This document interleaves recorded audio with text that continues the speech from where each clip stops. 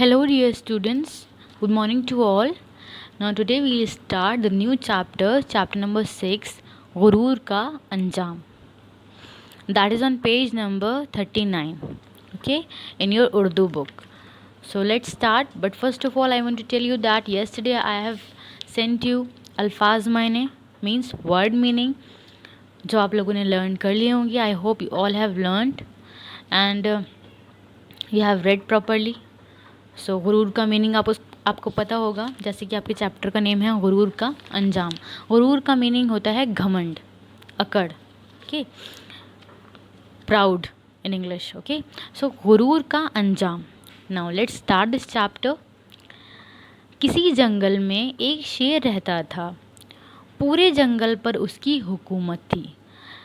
उसके एक बेटा हुआ जिसका नाम उसने शेरू रख दिया. शेरू बहुत बहादुर था, लेकिन उसे अपनी ताकत पर घमंड हो गया था. जंगल के जानवरों को सताना उसकी आदत बन गई थी.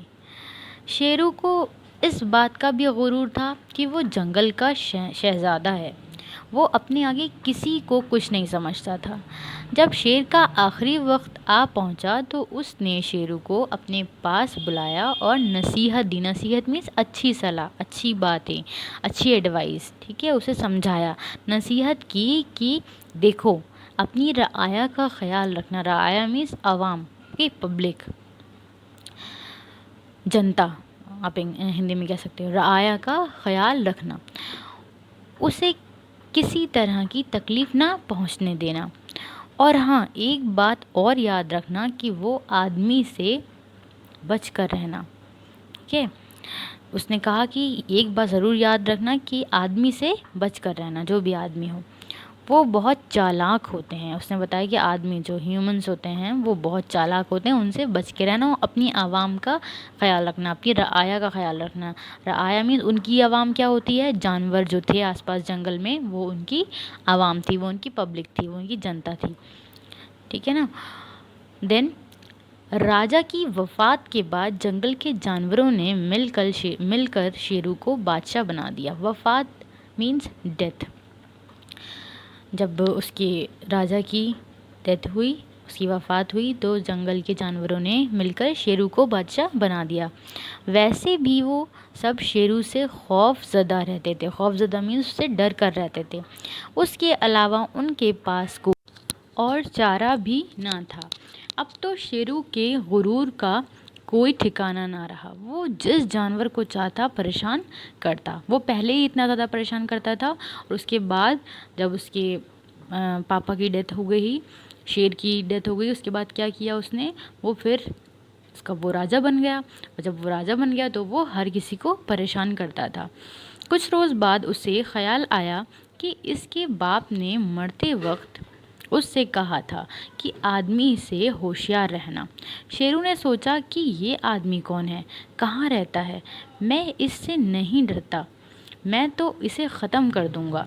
उसे गुरूर था, इसलिए वो उसने कहा कि नहीं, मैं इससे डरूँगा नहीं, मैं उसे ख़त्म कर दूँगा. एक रोज़ उसी धुन में वो जंगल से बाहर निकल आया, क्योंकि किसी ने उसे बताया था कि आदमी जंगल के बाहर रहता है. वो उसकी तलाश में जा रहा था कि उसे एक लड़का दिखाई दिया, जो दरअसल एक लकड़हारे का बेटा था और लकड़ियाँ चीर रहा था. उसने लकड़ी को चीरने में आसानी के लिए उसमें लोहे की एक बड़ी छेनी लगाई हुई थी. छेनी इज़ अ टूल. ओके, एक लोहे का टूल होता है जिससे वो लकड़ी में फंसाकर उसको पूरा चीर देते हैं. शेरू उसके पास पहुंचा और गरज कर बोला, अरे क्या तू आदमी है? उससे पूछा उसने, क्या तू आदमी है? लकड़हारे का बेटा शेरू को देखकर डर गया और घबरा कर बोला, नहीं, मैं आदमी नहीं हूँ, मैं तो आदमी का बच्चा हूँ. शेरू ने सोचा कि ये तो आदमी का बच्चा है, इसको तो मैं एक हाथ से ही चीर फाड़ कर खा जाऊंगा, उससे क्या मुकाबला करना. शेरू बोला, अच्छा तो तू आदमी का बच्चा है, तेरा बाप कहाँ है? मीन्स वो उसके फादर को इसलिए पूछ रहा था बिकॉज वो बहुत क्यूरियस था कि आदमी कैसा होता है. ना। उसने कहा मैं आदमी का बच्चा हूँ, तो उसको एक क्यूरियोसिटी थी कि आदमी कैसा होता है। जब आपने कोई चीज़ नहीं देखी होती है तो आपको एक क्यूरियोसिटी होती है ना कि कैसा होता है, मुझे देखना है। वैसे उसको एक क्यूरियोसिटी थी कि मेरा इसका बाप कैसा होगा, आदमी कैसा होता है। लकड़हारे का बेटा उस वक्त तक संभल चुका था। उसके दिमाग में फ़ौरन एक तरकीब आई, मीन्स एक आइडिया आया। वो बोला मेरे अब्बू घर पर हैं, मैं अभी उन्हें बुला कर लाता हूँ। इस बीच आप मेरा एक काम कर दें तो बड़ी मेहरबानी होगी। शेरू ने बगैर सोचे समझे हामी भर ली। हामी भर ली मीन्स हाँ बोल दिया। बताओ क्या काम है, मतलब वो राज़ी हो गया, रेडी हो गया। हामी भरना मीन्स रेडी होना किसी चीज़ के लिए।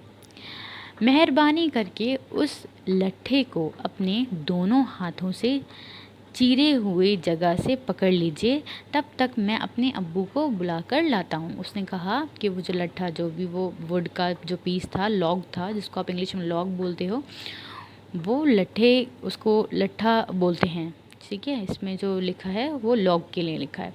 तो इस लट्ठे को अपने दोनों हाथों से उसने क्या कहा कि आप इसको चीर कर, जहाँ से इसको चीरा हुआ है वहाँ से पकड़ कर रखो आप। शेरू ने अपने दोनों हाथ उस चिरे हुए हिस्से में फंसा दिए। लड़के ने मौका देख झट से लट्ठे के बीच से छेनी निकाल दी। उस लड़के ने क्या किया, जैसे ही उसने मौका देखा कि अब ये अपने हाथ फंसा रहा है, उसने वो छेनी निकाल दी।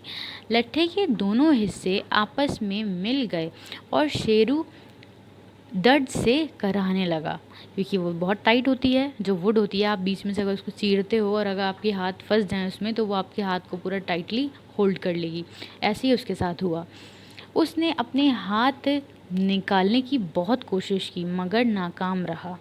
थोड़ी देर बाद लड़का अपने अब्बू को बुलाकर ले आया। उनके साथ गांव के और भी बहुत से लोग आ गए। उसके पापा के साथ बहुत सारे लोग आ गए। वो अपने अब्बू को बुला लाया, अपने पापा को बुला लाया और साथ में बहुत सारे लोगों को भी लेकर आया।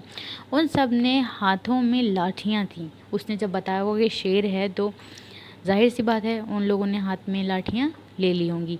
तो उन सब के हाथों में लाठियाँ थीं। सब ने मिलकर शेरू को इतना मारा कि वो वहीं ढेर हो गया। ढेर हो गया मीन्स मर गया। देखा बच्चों गुरूर का अंजाम। अपने वालिद का कहना ना मानने पर शेरू को अपनी जान गंवानी पड़ी।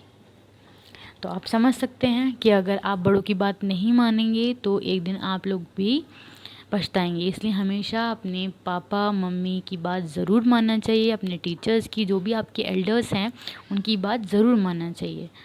लेकिन शेर ने ऐसा नहीं किया। शेरू ने ऐसा नहीं किया। उसके पापा ने बोला था कि उसको आवाम का ध्यान रखना है। आवाम मीन्स उसकी जनता का, जंगल के जानवरों का उसको ध्यान रखना है। लेकिन उसने क्या किया, उसमें अपनी ताकत आजमाई, सबको परेशान किया। उसके पापा ने कहा था इंसान से दूर रहना, लेकिन उसने इंसान से ही चैलेंज कर लिया, है ना। तो आपको लाइफ में चैलेंजेस अच्छे होते हैं, करने चाहिए, बट अपने पेरेंट्स की बात हमेशा मान कर। पेरेंट्स जिस बात को मना कर रहे हैं, टीचर जिस बात को मना कर रहे हैं, बच्चे भी कभी कभी वही काम करते हैं जो टीचर्स मना करते हैं, जो मम्मी पापा मना करते हैं। तो ऐसा कभी नहीं करना चाहिए, क्योंकि बड़े लोग हमेशा हर चीज़ को एक्सपीरियंस किया होता है उन्होंने, वो हमेशा आपको सही बात बताएंगे, है ना। So you have to be patient and disciplined, okay. तो आपको इस चैप्टर से क्या तालीम मिलती है? जब जुल्म व ज़्यादती हद से बढ़ जाती है तो जालिम खुद मौत के मुंह में चला जाता है और उसके जुल्म का ख़ात्मा हो जाता है। जब कोई भी जालिम होता है, वो उसका जुल्म बहुत ज़्यादा बढ़ जाता है, तो उसका जो जुल्म है उसका अपने आप ही ख़ात्मा हो जाता है। इसलिए कभी हमें घमंड नहीं करना चाहिए, कभी किसी चीज़ पे गुरूर नहीं करना चाहिए। अगर आपकी कोई चीज़ अच्छी है तो उसको आप एक पॉजिटिव वे में आप ले सकते हो, उसमें कभी नेगेटिविटी ऐड नहीं करना चाहिए, ओके।